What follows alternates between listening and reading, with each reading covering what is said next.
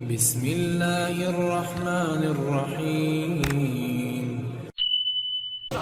نحمده ونصلي على رسوله الكريم أما بعد أعوذ بالله من الشيطان الرجيم بسم الله الرحمن الرحيم اقرأ باسم ربك الذي خلق وقال النبي صلى الله عليه وسلم خيركم من تعلم القرآن وعلمه وقال النبي صلى الله عليه وسلم من قرأ القرآن وعمل بما فيه ألبس والداه تاجا يوم القيامة ضوءه أحسن من ضوء الشمس সমস্ত প্রশংসা গুণগান গুণকীর্তন আরাধনা উপাসনা সেই মহামহিম করুণাময় আল্লাহ তাবারক ওয়া তাআলার জন্য, যিনি আমাদেরকে সেই দুপুর থেকে নিয়ে এতক্ষণ পর্যন্ত কোরআন ও হাদিসের তিলাওয়াত, হাদিস শরীফ এবং নবীজির প্রশংসামূলক কথাবার্তা অর্থাৎ নাচ গজল শোনার জন্য কবুল করেছেন। আমরা সকলেই বলি আলহামদুলিল্লাহ। তারপরে জানাই অগণিত দরুদ ও সালাম বর্ষিত হোক মহানবী বিশ্ব নবী নবীকুল শিরোমণি মা আমিনার লাল নুরুল প্যারে আকা জনাবে মুহাম্মদুর রাসূলুল্লাহ সাল্লাল্লাহু আলাইহি ওয়াসাল্লামের প্রতি আমরা সকলেই বলি আমিন। বক্তব্যের গুরুত্ব সম্পর্কে মৌলানা আব্দুল মতিন সাহেব কিছু কথা বললেন। আমিও আপনাদের সকলেরই পরিচিত, আপনাদেরই পাশের গ্রাম একারিয়া মসজিদের ইমাম। এটা কারোর কাছে না জানার বিষয় নয়, সকলেই জানেন এবং আমাকে ইতিপূর্বে অনেকবার শুনেছেন। যাই হোক, আমাদের ডাক্তার আরবুল্লাহ ভাই সাহেব যেহেতু বলেছেন, তো তার সম্মানার্থে কয়েকটি কথা কোরআন হাদিসের আপনাদের সামনে আলোচনা করব, যেন আল্লাহ পাক আমাদের সকলকেই তার প্রতি আমল করার তৌফিক দান করেন। সকলেই বলি আমিন।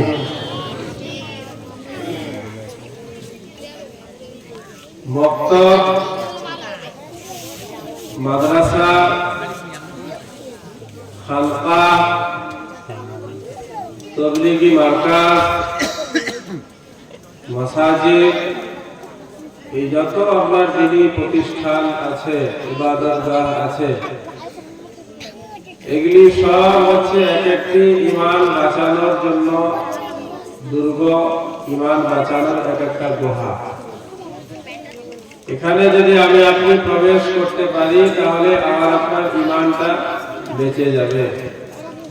আর এই জায়গা থেকে যদি আমি আপনি দূরে থাকি, তাহলে আল্লাহ না করুক মৃত্যু আসার আগে পর্যন্ত হয়তো এমন একটা সিচুয়েশন তৈরি হবে, এমন একটা পরিস্থিতির সম্মুখীন হব যে ঈমান নামক যে মূল্যবান সম্পদটা আল্লাহ পাক আমাকে দিয়েছিলেন, দিনী প্রতিষ্ঠানের সাথে যুক্ত না থাকার কারণে হয়তো বেঈমান হবে।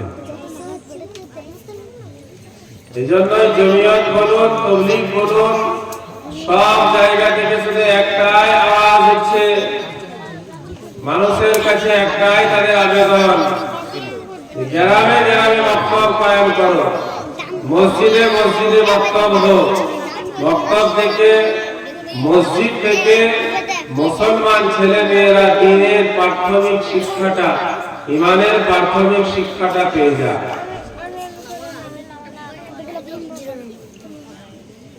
এই প্রাথমিক শিক্ষা যদি না থাকে, তাহলে ওর যখন বয়স হয়ে যাবে 30, 35, 40, বিবাহ শাদী হয়ে যাবে, 2-5টা ছেলে পেলে হয়ে যাবে, সংসারী হয়ে যাবে, তার আর ফুরসত থাকবে না। আর সে ওই বয়সে গিয়ে আপনার চেষ্টা করলেও তার উচ্চারণ হবে না। ওর পুরো শরীরের ভিতরের পার্টস গুলোকে যদি ধোয়াও হয় তাও উচ্চারণ করতে পারে। এই যে আজকে আমাদের মক্তবের ছেলেরা মেয়েরা সূরাগুলো তেলাওয়াত করছিল, বড় বড় সূরা, সূরাতুল আদিয়াত, সূরাতুল কারিয়াত, সূরাতুল জিলজাল, সূরাতুল তাকাসুর। আমাদের তো মুসলমান সমাজে নিজেদের কথা, নিজেদের বদনাম মাইকে বলতেও লজ্জা লাগে যে আমাদের গ্রামের মধ্যে, আমার ঘরের মধ্যে এমন ছেলে আছে, এমন ভাই আছে, এমন বোন আছে যে কোরআন শরীফের সবথেকে ছোট্ট সূরা ইন্না আ'তাইনাকাল কাউসার, এই সূরাটাও কিন্তু তার জানা নাই। যার একটা ছোট্ট সূরা মুখস্থ নাই, শিক্ষা নাই, নামাজ পড়তে জানে না, মসজিদের কি আদব কায়দা জানে না, আলেম ওলামাদের কি আদব কায়দা, তাদের কি সম্মান জানে না, ইসলামের সামান্যতম নলেজ, সামান্যতম জ্ঞান যার কাছে নাই। আজকে এই ধরনের কিছু মানুষ মক্তবের বিরোধিতা করে, মাদ্রাসার বিরোধিতা করে, মক্তবের পরিচালকদের বিরোধিতা করে, শিক্ষকদের বিরোধিতা করে, করে না? তারাই। তার কারণটা হচ্ছে যার সাথে যার সম্পর্ক নাই সে তো অটোমেটিক্যালি তার আপনার শত্রু হবে, দুশমন হবে। দিনের সাথে সম্পর্ক না থাকার কারণে আজকে দ্বীনি প্রতিষ্ঠানের বিরোধিতা করছে। ধর্মের সাথে সম্পর্ক নাই, কোরআনের সাথে সম্পর্ক নাই বলেই বারংবার বলতে হচ্ছে দাঁড়িয়ে কেন আছেন, আপনার তো মনে হয় পড়াটা হয়নি, আপনি দাঁড়িয়ে আছেন কেন, বসুন না, বসতে কি হচ্ছে। যদি কোনো ওই শফিকের কার্টুন যদি লাগানো হতো বড় একটা পর্দায়, কসম করে বলি পেছনে কেউ থাকতে চাইতো না, সব চাইতো আমি সবার আগে গিয়ে বসবো। শফিক, হ্যাঁ শফিক মরেও গেছে, যাই হোক, বাচ্চাদের জীবনগুলো বরবাদ করে দিচ্ছিল। হ্যাঁ, বাচ্চাদের জীবনগুলো বরবাদ করছিল। বৌমারা সব শিখে যাচ্ছিল বিষ খেলে স্বামী জব্দ করে দেয়, বুঝতে পারছেন? কিছু অকৃতজ্ঞ স্বামী শিখছিল বউকে এইরকম ভাবে মারতে হয়, কিছু বৌমা শিখছিল এইরকম ভাবে ঢং করতে হয়, কলা করতে হয়, এইসব শিখছিল। যাই হোক, আমার বলার উদ্দেশ্য একটা, এই ধরনের কোন নাটক যদি লাগানো হয়, ভিডিও হয়, আর কোন রাজনৈতিক দল নেতার কোন যদি আপনার বয়ান লাগানো হয়, বক্তব্য হয়, কেউ পেছনে থাকতে চাইবে না, সব চাইবে আমি আগে থাকি। আমি আগে থাকলে আমার গ্রামের নেতা আমাকে দেখতে পাবে, অমুক ব্যক্তি আমাদের দলীয় কোন অনুষ্ঠানে সবার আগের কাতারে দাঁড়িয়েছিল, এরপরে ইন্দ্রাবাস এলে ওকে একটা আগে দিতে হবে। মুসলমানের ছেলে, তোমার আমার মধ্যে দ্বীনের শিক্ষা না থাকার কারণে, দ্বীনের সাথে সম্পর্ক না থাকার কারণে, কোরআনের মহব্বত না থাকার কারণে, নবীর মহব্বত না থাকার কারণে আজকে আমাকে আপনাকে বারংবার বলতে হচ্ছে যে আপনি পেছনে দাঁড়িয়ে না থেকে একটু বসুন না, আগে এসে। এখানে তো আমার চিন্তা হয় না যে আমি প্রথম কাতারে দাঁড়িয়ে থাকি। কালকে যখন আমার এই ভিডিও ফুটেজটা কিয়ামতের দিনে চালিয়ে দেওয়া হবে, সেদিন আমি থাকবো সবার প্রথম কাতারে, আল্লাহ আমার উপর রাজি হয়ে যাবেন। ইযা যুলজিলাতিল আরদু জিলজালাহা ওয়া আখরাজাতিল আরদু আথকালাহা ওয়া ক্বালাল ইনসানু মা লাহা ইয়াওমা ইযিন তুহাদ্দিসু আখবারাহা। আল্লাহ কি বলেছেন এই কোরআনের সূরাতে? কাল কিয়ামতের দিনে ভিডিও ক্যামেরা লাগানো হবে। দোকানে কোনো একটা সামান সকালবেলায় চুরি হয়ে গেলে রাত্রেবেলায় দোকানের মালিক ভিডিও ফুটেজ গুলো বারবার দেখে চেক করে কে চুরি করেছে। আজকে এই যে সিসি ক্যামেরা আমরা দেখছি না, বাড়িতে লাগানো হচ্ছে, এই সিসি ক্যামেরা এসে কোরআনের এই সূরাটা বোঝা সহজ হয়ে গেছে।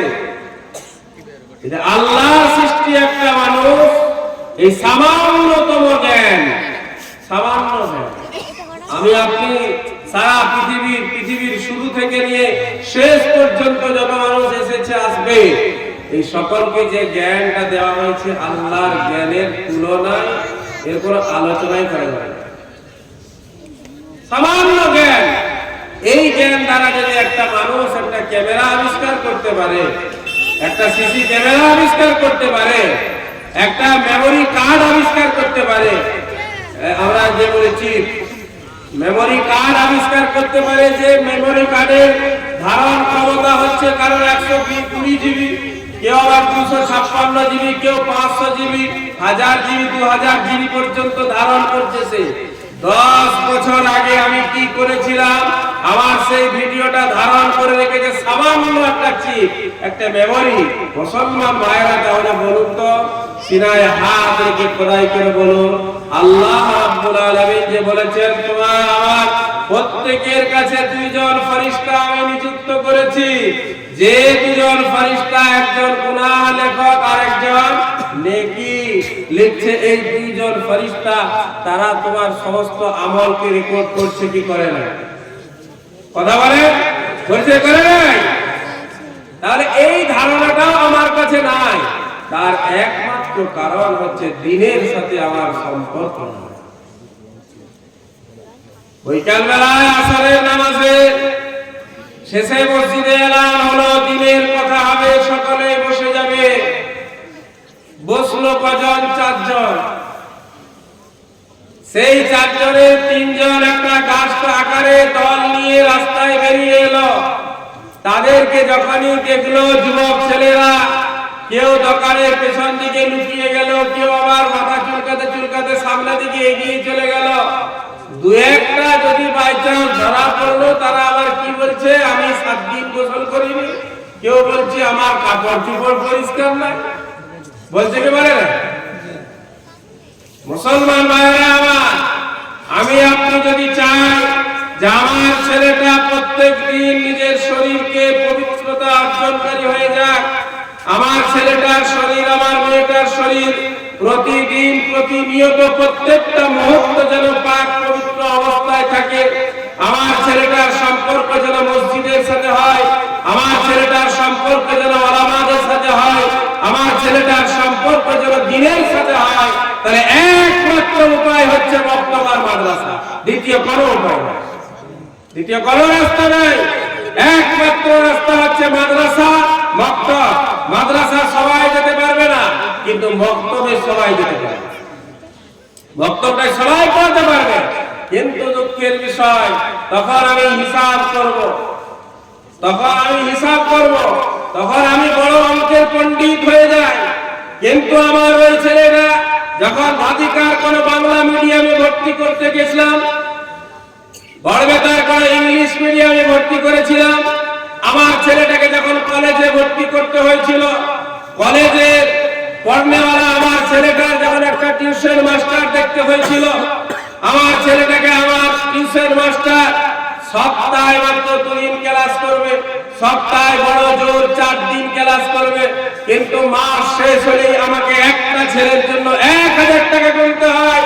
মুসলমানের ছেলে তখন হিসাব করে নাই, মসজিদের ইমাম জুমার দিনে বলে দিয়েছে কাল থেকে আপনারা আপনাদের ছেলে মেয়েদেরকে বক্তব্যে পাঠাবেন, আমি পড়াবো, বিনিময়ে মাসের শেষে 20 টাকা করে দিবেন, বিনিময়ে মাসের শেষে 50 টাকা করে দিবেন।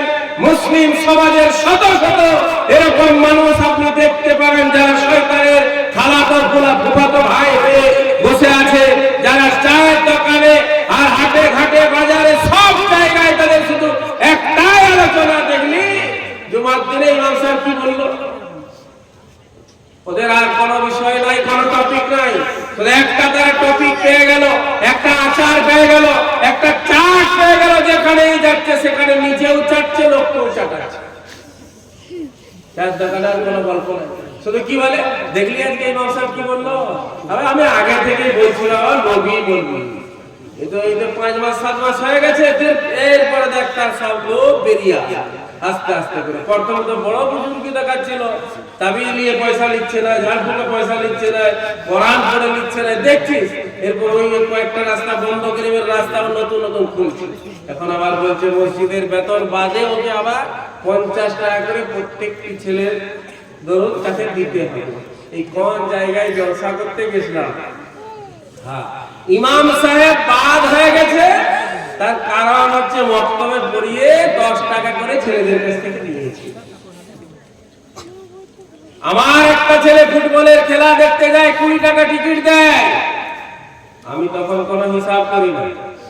আমার একটা ছেলে কোনো ফুলে পাড়ায়, বাউরি পাড়ায়, কোনো আপনার আদিবাসীদের গ্রামে জাদু খেলা হচ্ছে, বানর নাচ হচ্ছে, সেখানে আমার ছেলেটা মেয়েটা যায় দেখতে, 20 টাকা টিকিট দেয়, আমার কোনো দুঃখ কষ্ট হয় না, বেদনা হয় না।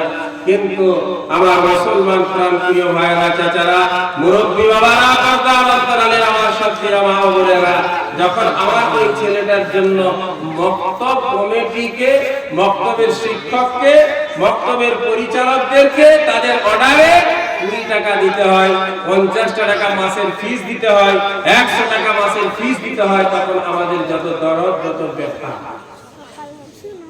এটা ইসলামের বিরোধিতা ছাড়া আর কিছু না।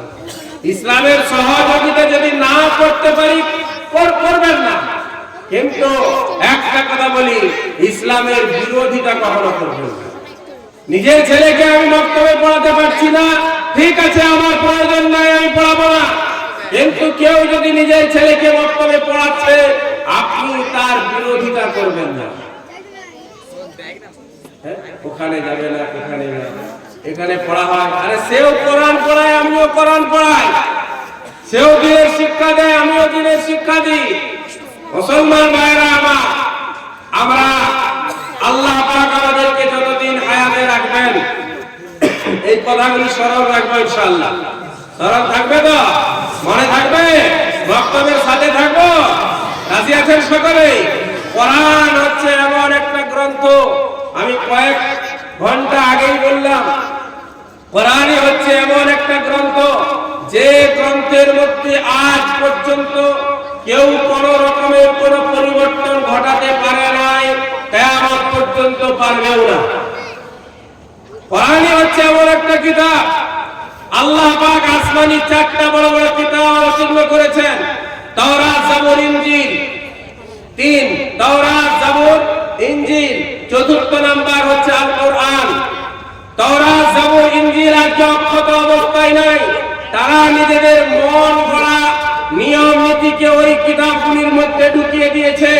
কিন্তু কোরআন আল্লাহ নাযিল করেছেন এবং ওয়াদাও করেছেন, প্রতিশ্রুতি দিয়েছেন, ইন্না নাহনু নাযালনা যিকরা ওয়া ইন্না লাহু লাহাফিজুন।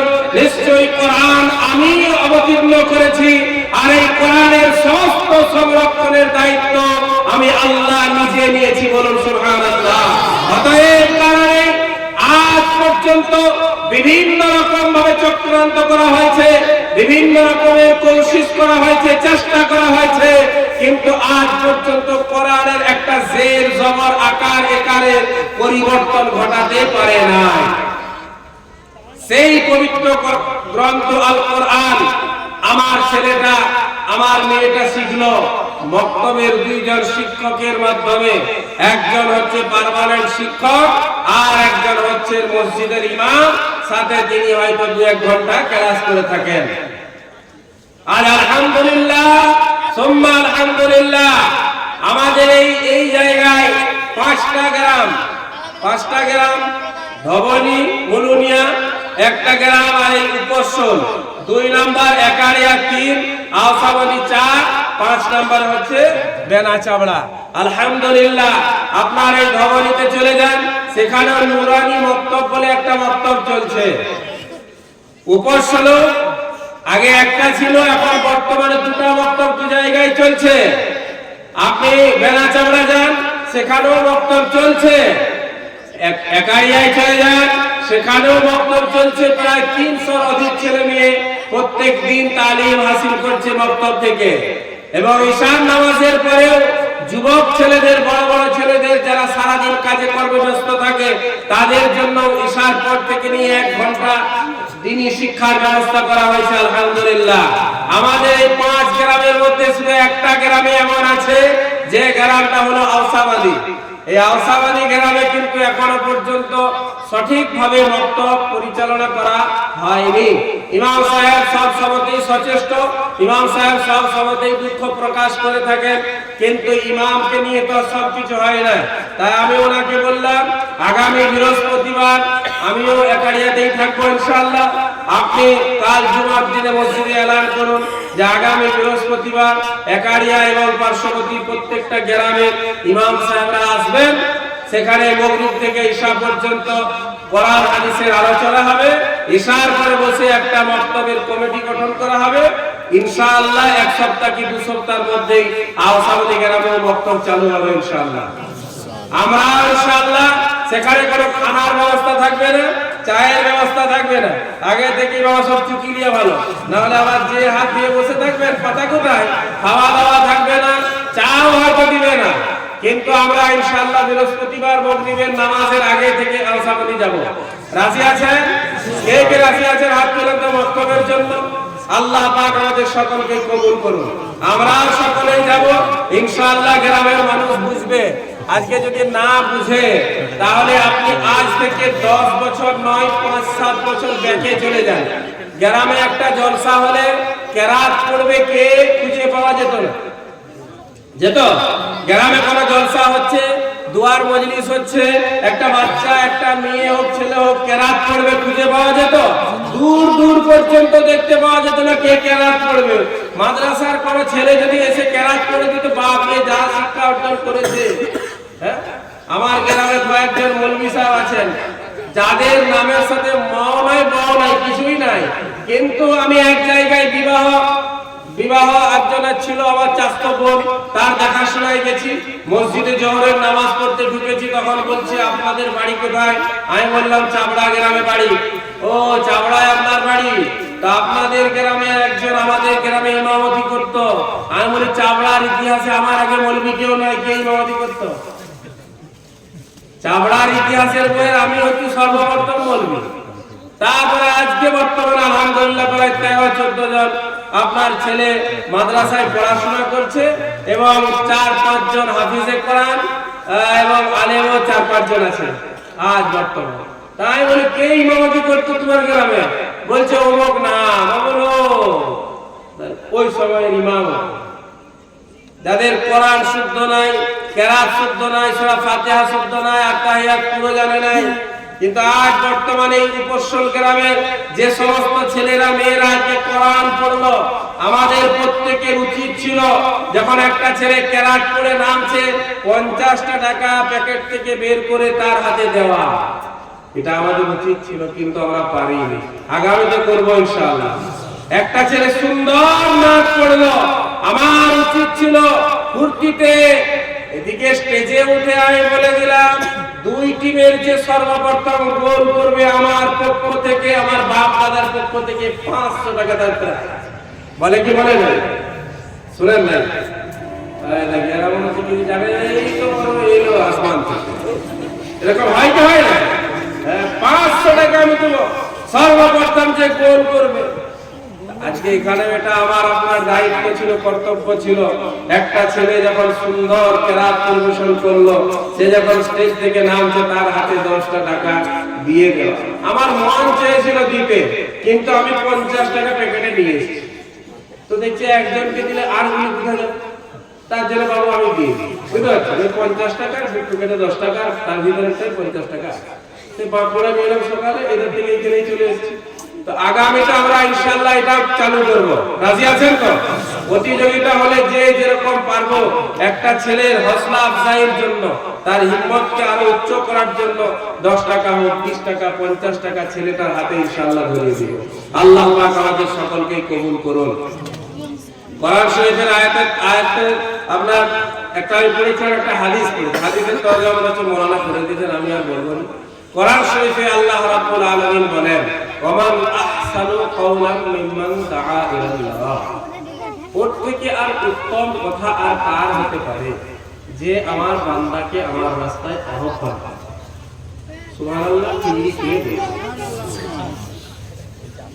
ওমান আহসানু কাওলা, ওর থেকে কথা আর কার উৎকৃষ্ট উন্নত হতে পারে?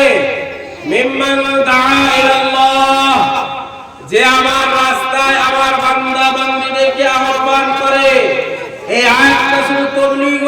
জন্য নয়, যারা ওই গাছ করবে 40 দিন 4 মাস চিল্লা যাবে তাদের জন্য শুধু নয়। এই আয়াতটার মেন উদ্দেশ্য হচ্ছে মাদ্রাসা মক্তব, দ্বীনি শিক্ষা। আপনি একটা মানুষকে 40 বছর বয়সে জামাতে নিয়ে যাবেন, ইন্না আতাইনা মুখস্থ আপনি করিয়ে দিবেন, কিন্তু ও ইন্না আতাইনা এমন রোগী এমন অসুস্থ হবে কোন হাসপাতাল ভর্তি হবে। আলাম তারা মুখস্থ করিয়ে দিবেন, আমি এটা অস্বীকার করছি না, কিন্তু আপনার আলাম তারা কাইফা ফাআলা এতটাই বিকলঙ্গ হবে যা ওই সূরাকে কোন হাসপাতাল ভর্তি নেবে। 1.5 কোটি গুণ হবে। আপনি উচ্চারণ করতে পারবেন? হ্যাঁ, এই যে বাচ্চাগুলো পড়ছিল কি কত সুন্দর গাইন উচ্চারণ করছে। গাইন একটা হয় গ বাংলায় আমরা বলি, আরবিতে যে গাইন কত সুন্দর। গাইরিল মাগযুবি, হ্যাঁ আমরা বলি গাইরিল মাগযুবি। মাগযুব কি ফেরেশতারা বলে এটা আবার কোথায় আছে বে? মাগযুবটা কোথায় পেয়েছে? হ্যাঁ, কিন্তু সাধারণ মানুষ চেষ্টা করার পরে যতটা শুদ্ধ হবে ওতেই নামাজ হবে, মন খারাপ করার কিছু নেই। কিন্তু আমাদের ছেলে মেয়েদেরকে ইনশাআল্লাহ দ্বীনি শিক্ষা দিবেন। রাজি আছেন তো? আল কারিআহ, এই বাচ্চা ছেলে বলছিল আল কারিআহ, এখন থেকে নিয়ে ভোর পর্যন্ত চেষ্টা করলেও ভালো। তো মক্তবে এখানে মুফাসসালে মক্তবের ফিস কত মাসে? 130। এই 30 টাকা বাড়াতে ওই আপনার ইউক্রেনের যুদ্ধ যখন হয়নি, যে যুদ্ধটা হয়তো কমিটিকে জিজ্ঞাসা করে 30 টাকা বাড়াতে। 30 টাকা যে বাড়িয়েছে 100 থেকে 130 করেছে, এই 30 টাকা বাড়াতে এত যুদ্ধ বলেছে। এই কেরেটা কি বলে যে হচ্ছিল কি দিনে ওদের, হ্যাঁ ওই ওদেরও হয়। এইরকম মানসিকতা আমরা তৈরি করবো না। মানসিকতা একটু উচ্চ করতে হবে, মনোভাব একটু উচ্চ হতে হবে, চিন্তা ভাবনা একটু উচ্চ হতে হবে, করবো ইনশাআল্লাহ। আর একটা হাদিস আমি এখন পড়ি নাই, কিন্তু এই হাদিসটা আমাকে আজকে বলতেই হবে, না বলে উপায় আমার নাই। বুঝতে পারছেন? আল্লাহর কাছে আমরা ধরা পড়বো বলবি। অনেকেই মনে করে মৌলভী সাহেব এটা একদিন বললো আবার আজকে এটা বলছে। মৌলভী সাহেবদের উপায় নাই, বুঝতে পারছেন? বলতেই হবে, না হলে কি আমাদের দিনে আল্লাহর কাছে ধরা পড়তে হবে। একটা মানুষ 5 ওয়াক্তের নামাজ পড়লো, সে মনে করছে আমার থেকে বড় বুজুর্গ আল্লাহর ওলি পৃথিবীর জমিনে আর কেউ নেই। আর একটা মানুষ আবার ওই নামাজ পড়ে তাহাজ্জুদ পড়ে নিয়েছে, সে তো আব্দুল কাদের জিলানীর উপরে চলে গেছে। বুঝতে পারছেন? এই রকম ভাবে চিন্তা ভাবনা আমাদের রাখা যাবে না, বরং যত ভালো কাজ আছে আমরা করবো ইনশাআল্লাহ। একজন সাহাবীর ব্যাপারে নবীজি সাল্লাল্লাহু আলাইহি সাল্লাম বলেছেন, এই ঘটনা বলেই শেষ করে দিব। সমস্ত সাহাবায়ে কেরাম বসে আছেন মসজিদে নববী, রাসূলুল্লাহ সাল্লাল্লাহু আলাইহি ওয়াসাল্লাম। এই ঘটনাটা আমার অল্প মনে পড়ছিল, বাকিটা মনে পড়ছিল না। আপনাদের ইমাম সাহেবের মোবাইলটা নিয়ে আমি আমার ঘটনাটা সার্চ করলাম গুগলে তো সব আছে। গুগলে ঐশ্বরিয়া রায়কেও আপনি পাবেন, করিনাকেও পাবেন, শাহরুখ খানকেও পাবেন, গোপাল ভাঁড়ের গল্প পাবেন, কোরআন পাবেন, হাদিস পাবেন, সব পাবেন বর্তমান সময়। আমি ওই ঘটনাটার 4-5টা অক্ষর লিখে দিলাম, যে কি লিখেছিলাম ওই মোবাইলে আছে। वो आदमी जिसके बारे में रसूलुल्लाह सल्लल्लाहु अलैहि वसल्लम ने फरमाया ये जन्नती है, এতটুকু আমি লিখলাম। ওই ধরনের যত ঘটনা ছিল সব চলে গেল। তো ঘটনা হচ্ছে নবীজি সাল্লাল্লাহু আলাইহি সাল্লাম বসে আছেন, সাহাবায়ে কেরাম সামনে বসে আছেন, সকলেই গোল করে নবীজিকে ঘিরে কথা শুনছেন। নবীজি সাল্লাল্লাহু আলাইহি সাল্লাম বললেন, এখন এই মসজিদের গেট দিয়ে যে ব্যক্তি মসজিদে প্রবেশ করবে ওই ব্যক্তি হচ্ছে জান্নাতি। প্রথম দিন বললেন, সেদিন শেষ হয়ে গেল। সাহাবায়ে কেরাম দেখলেন একজন জীর্ণ সাহাবী, গরীব সাহাবী, দুর্বল সাহাবী ওই গেট দিয়ে প্রবেশ করছে। মজলিস ভেঙে গেল। দ্বিতীয় দিন ওই একই রকমের মজলিস। নবীজি সাল্লাল্লাহু আলাইহি সাল্লাম সেদিনও বললেন, এই গেট দিয়ে যে সর্বপ্রথম প্রবেশ করবে সে হচ্ছে জান্নাতি। সাহাবায়ে কেরাম অবাক হয়ে সব অপেক্ষায় থাকলেন, কে আজকে আসে। দেখছেন ওই একই সাহাবী। তৃতীয় দিন নবীজি সাল্লাল্লাহু আলাইহি সাল্লামের মজলিস লাগলো। নবীজি সাল্লাল্লাহু আলাইহি সাল্লাম সেদিনও বললেন, এই দরওয়াজা দিয়ে যে প্রবেশ করবে সে হচ্ছে জান্নাতি। পর পর 3 দিন জান্নাতের বাশারাত দিচ্ছেন, জান্নাতের সুসংবাদ দিচ্ছেন। সাহাবায়ে কেরাম অপেক্ষায় আছেন, কে সেই ভাগ্যবান ব্যক্তি? না দেখছেন 3 দিনেও, তৃতীয় দিনেও একই নেই। সেই মজলিসে ছিলেন হযরত আব্দুল্লাহ ইবনে উমর ইবনে আল-আস রাদিয়াল্লাহু তাআলা আনহু। ওনার মনের মধ্যে জানতে ইচ্ছা হলো, কি এমন আমল করে? আমি তো সারা দিন রোজা রাখি, সারা রাত নফল পড়ি, আমাকে নবীজি সাল্লাল্লাহু আলাইহি ওয়াসাল্লাম মানা করে দিলেন, এ আব্দুল্লাহ এত কষ্ট করবে না, কোরআন খতম একদিনে নয়, বরং কোরআন খতম 3 দিনে করবে। প্রত্যেকদিন রোজা রাখতে হবে না, একদিন রোজা রাখবে, একদিন খাবে, আবার একদিন রাখবে, মাঝখানে একদিন করে গ্যাপ করবে। এই সাহাবা আমার থেকেও কি বেশি আমল করে? এটা দেখতে হবে। উনি কি করলেন, ওই সাহাবীর বাড়ি চলে গেলেন। আমি আপনার মেহমান হতে চাই, কয়েকদিন আপনার বাড়িতে আমি থাকতে চাই, আপনি রাখবেন? তো সেই সময় সাহাবাদের অবস্থা ছিল, কেউ যদি মেহমান আসে তাকে কখনোই ফিরাতেন না, অস্বীকার করতেন না। অসুবিধা নাই, থাকুন। প্রথম দিন পেরিয়ে গেছে, রাত হয়েছে, দুইজনে খাওয়া দাওয়া করেছেন। ওই যে আপনার দুর্বল সাহাবী, যার ব্যাপারে নবীজি বললেন জান্নাতি, আব্দুল্লাহ ইবনে উমর ইবনে আল-আস রাদিয়াল্লাহু তাআলা আনহু খাওয়া দাওয়া করে ঘুমানোর ভান করে পড়ে রইলেন, চোখ অল্প খুলে ওইদিকে তাকিয়ে রইলেন। দেখলেন ওই সাহাবী খাটের উপর শুয়ে গেল, শুয়ে এমন নাক ডাকতে শুরু করে যে বাপ যেমন চৌথা আসমানে পৌঁছে গেছে। আব্দুল্লাহ ইবনে উমর রাদিয়াল্লাহু তাআলা অপেক্ষায় আছেন, কখন উঠে, কখন উঠে, কখন উঠে, কখন উঠে। এই অপেক্ষা করতে করতে করতে করতে ফজরের আযান বেলাল আসে দিচ্ছে, উঠে সেই ঈশার নামাজ পড়ে ঘুমিয়ে যে ফজর পড়ার জন্য উঠেছে। একদিন পেরিয়ে গেল। আব্দুল্লাহ ইবনে উমর মনে করলেন হয়তো আজকে শরীর অসুস্থ ছিল তাই উঠতে পারে নাই, কালকে মনে উঠবে, এই আশায় আছে। দ্বিতীয় দিনের রাত হলো, খাওয়া দাওয়া করলেন। খাওয়া দাওয়া করার পর আব্দুল্লাহ ইবনে উমর রাদিয়াল্লাহু তাআলা শুয়ে আছেন, উনিও গিয়ে শুয়ে গেলেন নিজের জায়গায়। এই চোখ অল্প খুলে তাকিয়ে আছে, কখন উঠে, কখন উঠে, কখন। ওই প্রথম দিনের মতো ঘুম দিতে একবারে 10 ঘোড়া মেশিন যেন চালু হয়ে গেল। হ্যাঁ, আর উপায় নাই, একবারে ফজরের আজান পর্যন্ত আর উঠে গেল। অবাক হয়ে যাচ্ছেন, প্রত্যেক দিনের অবস্থা দেখে অবাক হচ্ছেন, মনে করছেন হয়তো আজকেও শরীর। আর আমাদের হলে মনে হচ্ছে ইমাম সাহেব সারা রাত মোবাইল দেখেছে, ভোরবেলায় ঘুম ভাঙবে। আমাদের দেখেন না মুসল্লিদের অবস্থা। হ্যাঁ, 100 জন মুসল্লি, তার 100 জনের মুসল্লির মধ্যে 50 জন মুসল্লি আপনি এমন পাবেন যাদের সপ্তাহে 4 দিন ছুটি থাকে পরিবারে। বুঝতে পারছেন? কিন্তু ইমাম সাহেব 7 দিনে 7 দিন, 14 দিনে 14 দিন, 15 আপনার 21 দিনে 21 দিন, 29 দিনের মাথায় ভোরবেলায় উঠতে একটু লেট হয়ে গেছে। দেখেছেন? এরপরে চায়ের দোকানে গিয়ে বাবা আল্লাহ ইমাম ঘুম ভাঙে না, এত বুড়া ইমাম বলে কি বলে না? হ্যাঁ, একটা প্রবলেম আছে। কিন্তু যে বলছে হুজুর, ও দেখবেন সপ্তাহে 4 দিন, 4 দিন ছুটি থাকে। আর ইমাম সাহেবের প্রবলেমটা কি জানেন? ওকে তো আগে দাঁড়াতে হয়, ওকে নামাজ পড়াতে হয়, ও না এলে সবাই জানতে পারে, আর ইমাম না এলে কেউ জানতে পারে। অতএব কারণেই বলবো, ইমাম সাহেবের কখনো যদি ঘুম ভাঙতে দেরি হয়ে যায়, ফজরের নামাজে উপস্থিত হতে না পারেন, শরীয়তের মসলা হচ্ছে বাইরে থেকে কেউ দরজায় দিয়ে বড় মুড়া কাঠ দিয়ে দুম দুম করে ঢুকবেন, এই পারমিশন শরীয়ত দেয় না। আপনি কিতাব দেখবেন, দেখিয়ে দেবো আপনাকে। ইমাম সাহেব ঘুমিয়ে রয়ে গেছে, মুসল্লিরা আগে গিয়ে ইমাম সাহেবের দরজায় গিয়ে মুড়া কাঠ দিয়ে দুম দুম করে আওয়াজ করবে, ঠুকে উঠাবে, এই অনুমতিও নাই।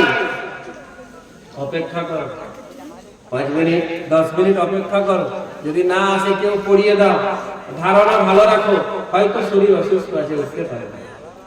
যে উঠতে পারে না, সে যখন ঘুম ভেঙেছে তখন তার মনের অবস্থা তো আল্লাহ জানেন, তার মনের মধ্যে কত দুঃখ কষ্ট বেদনা।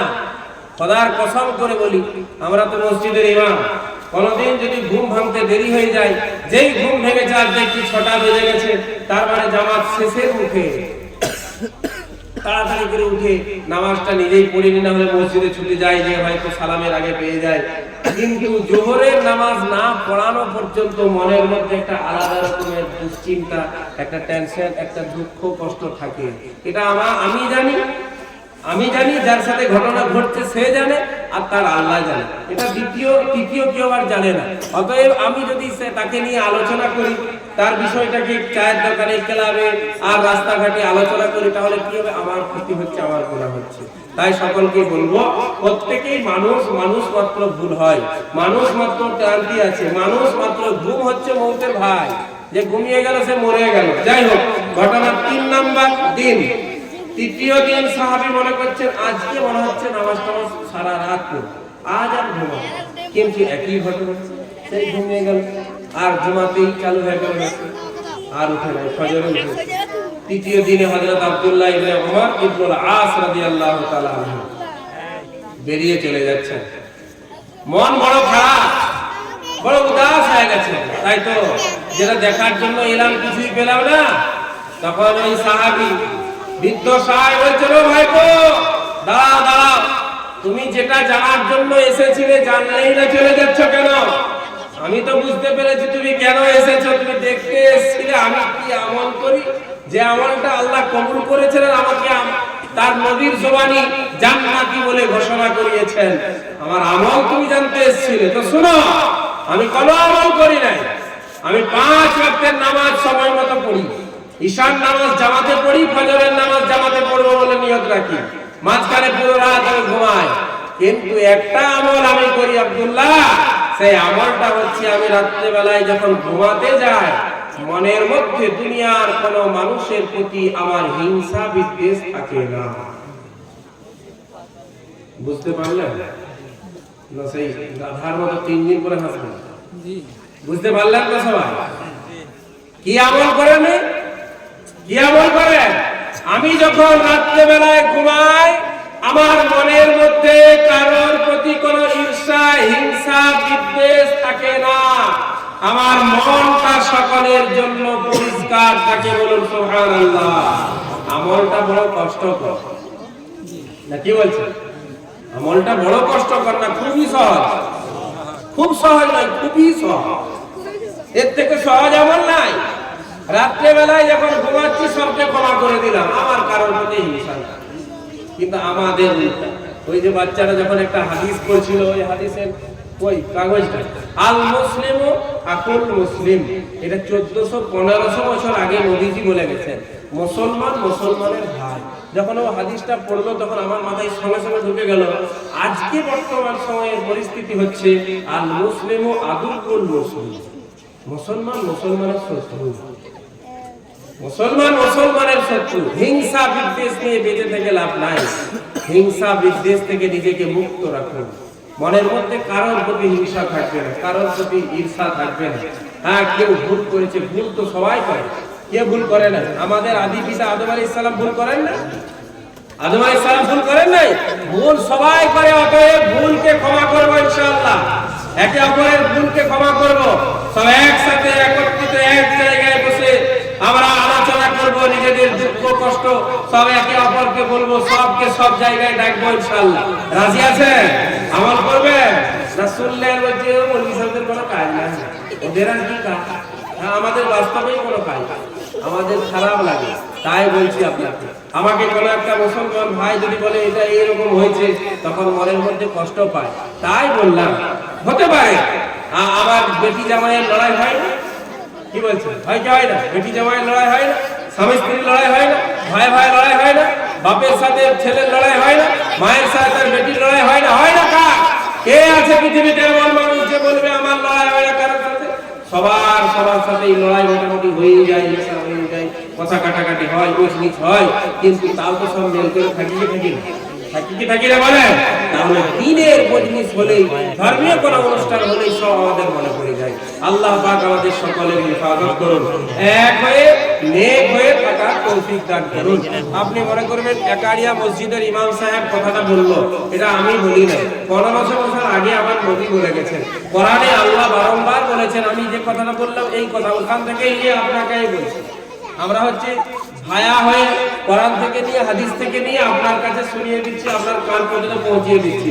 নবীজি সাল্লাল্লাহু আলাইহি সাল্লামকে সাহাবাগণ প্রশ্ন করলেন, তেইলালি রাসূলুল্লাহ সাল্লাল্লাহু আলাইহি সাল্লাম, রাসূলুল্লাহ সাল্লাল্লাহু আলাইহি সাল্লামকে জিজ্ঞাসা করা হলো, আইয়ুন নাসি আফজাল, ওগো নবী মানুষের মধ্যে সবথেকে উত্তম কে? আমরা সব উত্তম হতে চাই না অধম হতে চাই? সব উত্তম হতে চাই, ছোট বড় সবাই চায় আমি হব উৎকৃষ্ট উন্নত উত্তম। তো উত্তম হতে গেলে একটা আমল আমাকে করতে হবে, দুটো আমল। নবীজি সাল্লাল্লাহু আলাইহি ওয়াসাল্লাম বললেন আইয়ুন নাসি আফজাল? ক্বালা কুল্লু মাকমুমুল কলব ওয়া সাদুকুল লিসান। প্রত্যেকটি মাকমুমুল কলব এবং সাদুকুল লিসান, জবানের সত্যবাদী। সাহাবায়ে কেরাম প্রশ্ন করলেন, ক্বালু ইয়া রাসূলুল্লাহ সাদুকুল লিসানে না'রিফুহু, সত্যবাদী এটা আমরা বুঝতে পারলাম, কিন্তু মাহমুমুল কলব কাকে বলা হয়? নবীজি বললেন কুল্লু নাকিয়িন তাকিয়িন, কুল্লু নাকিয়িন তাকিয়িন, যে ব্যক্তি খোদাভীরু আর যার হৃদয়টা পরিষ্কার। যে খোদাভীরু, হৃদয় পরিষ্কার, লা ইসমা ওয়ালা বাগয়া ওয়ালা গিল্লা ওয়ালা হাসাদ, যে গুনাহ করে না, কারোর সাথে হিংসা করে না, কারোর প্রতি ঈর্ষা করে না, ওই ব্যক্তি হচ্ছে সবথেকে উত্তম। আমরা আমল করবো ইনশাআল্লাহ। সকলেই সবাইকে আমরা ভালোবাসবো, মেল মহব্বতের সাথে জীবন যাপন করবো। হিন্দু হোক, মুসলিম হোক, জৈন হোক, বৌদ্ধ হোক, খ্রিস্টান হোক, যে ধর্মের মানুষ হোক না কেন, আমরা সকলেই মুসলমান হওয়ার কারণে সকলকেই ভালোবাসবো। আল্লাহ পাক আমাদের সকলকেই তৌফিক দান করুন এই মক্তবের সাথে থাকার, মক্তবের সাহায্য সহযোগিতা করার, মক্তবের যারা পরিচালক, যারা মক্তবের শিক্ষক, যারা মক্তবের ছাত্র ছাত্রী, তাদের সকলকে সুদৃষ্টিতে দেখার আল্লাহ আমাদের সকলকেই তৌফিক দান করুন, আমিন। আমি এই বলে নিজের সংক্ষিপ্ত বক্তব্য শেষ করলাম। ওয়া আলাইনা ইল্লাল বালাগ। ওটা বলে দিচ্ছি, টেনশন নেই। প্রতিযোগিতা আজকে হয়েছে, কলম তো আমার হাতে ধরিয়ে দিয়েছিল, কাগজও একটা দিয়েছিল, 13টা নামও দিয়েছিল।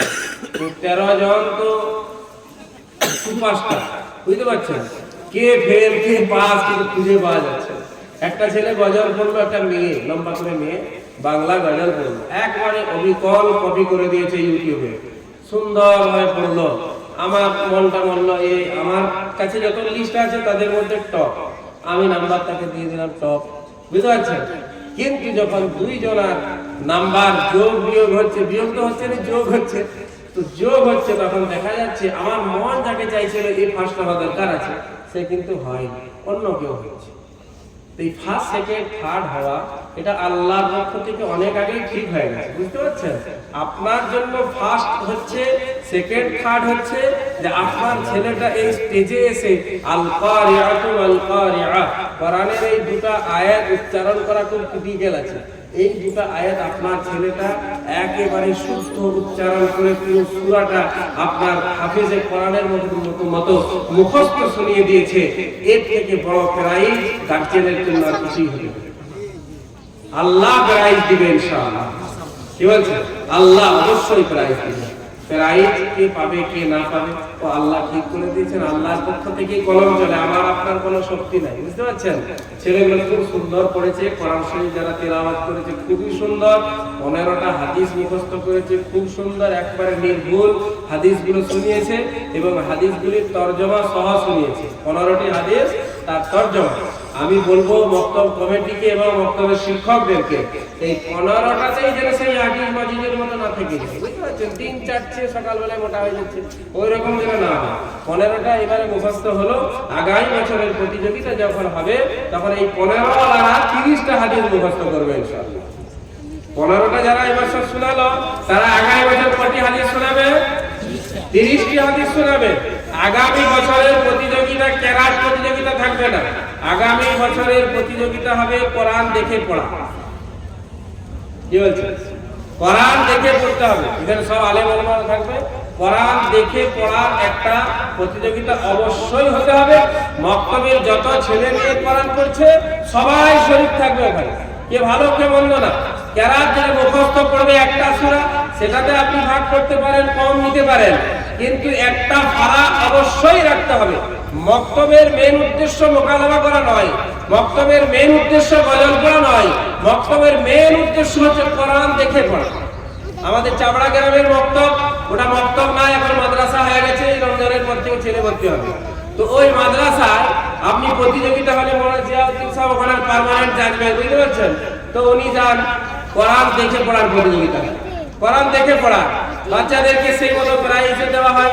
তা আমি এই মক্তব কমিটির কাছে এবং গ্রামের যারা উপস্থিত আছেন, যারা উপস্থিত নাই, বাড়িতে আছেন, শুনতে পাচ্ছেন, আমি একটা আবেদন আপনাদের কাছে করব যে কোরআন দেখে পড়ার একটা প্রতিযোগিতা আগামী বছর অবশ্যই করবেন এবং সেই প্রতিযোগিতার প্রাইজটা কিন্তু এই ছোট পলিথিনে মুড়া যাবে না, বুঝতে পারছেন?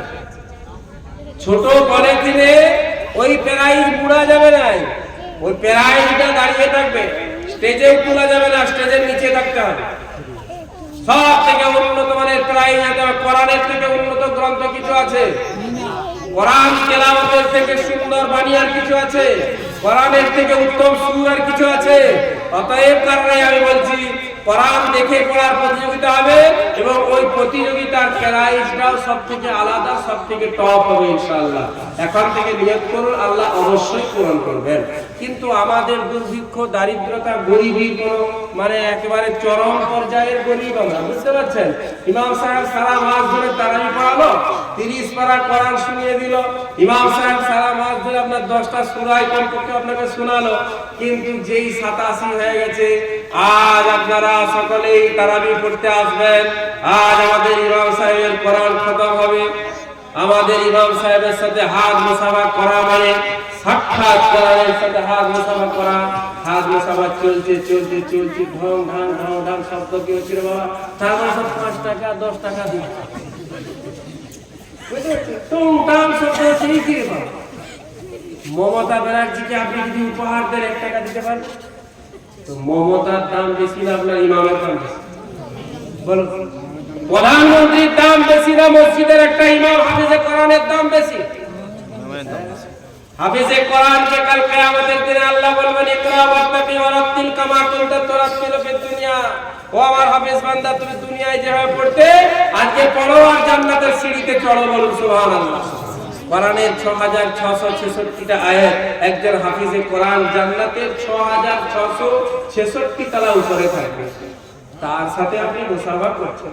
30 দিন তারাবি পড়ানোর পরে মুসাফা হচ্ছে, হাত বেরানোর পর হাত ভারী হয়ে গেছে, এখন আবার 20 টাকার কয়েন বেরিয়ে গেছে।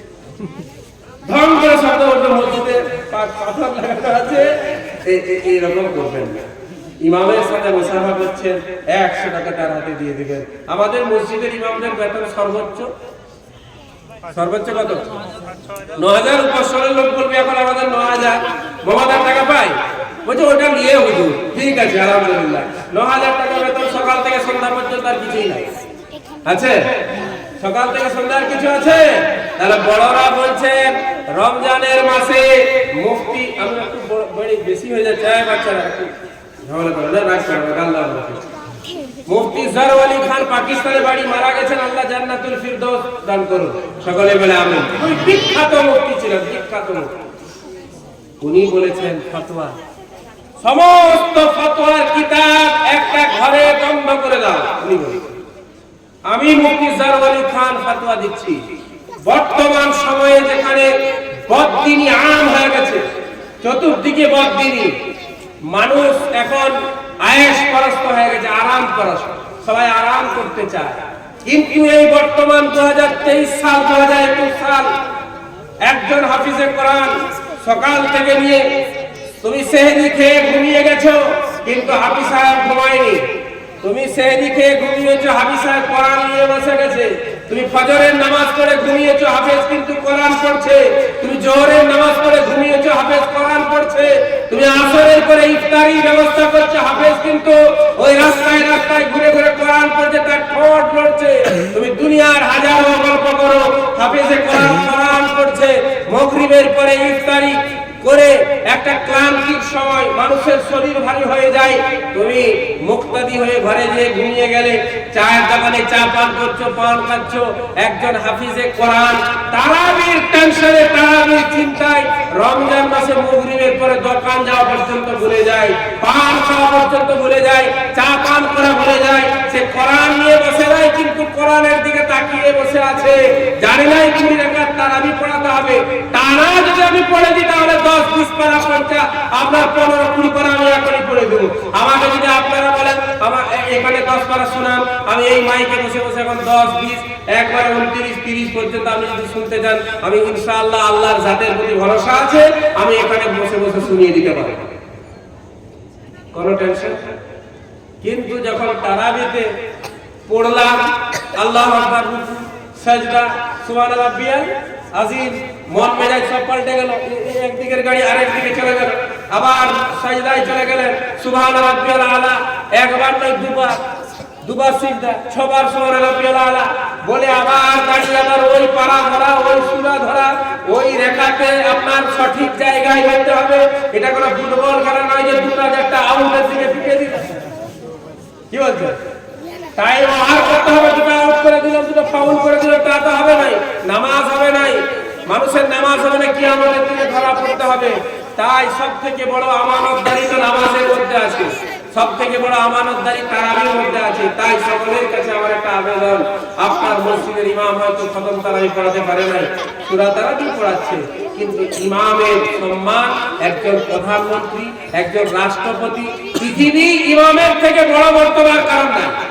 এক কথা, ইমামের থেকে, ইমামতির থেকে বড় মর্তবা পৃথিবীতে আর কিছু নাই। কারণ সর্বপ্রথম ইমাম তো আমার নবী ছিলেন, সুবহানাল্লাহ, আমার নবী ছিলেন ইমাম। অতএব ইমামদেরকে সম্মান করবো ইনশাআল্লাহ।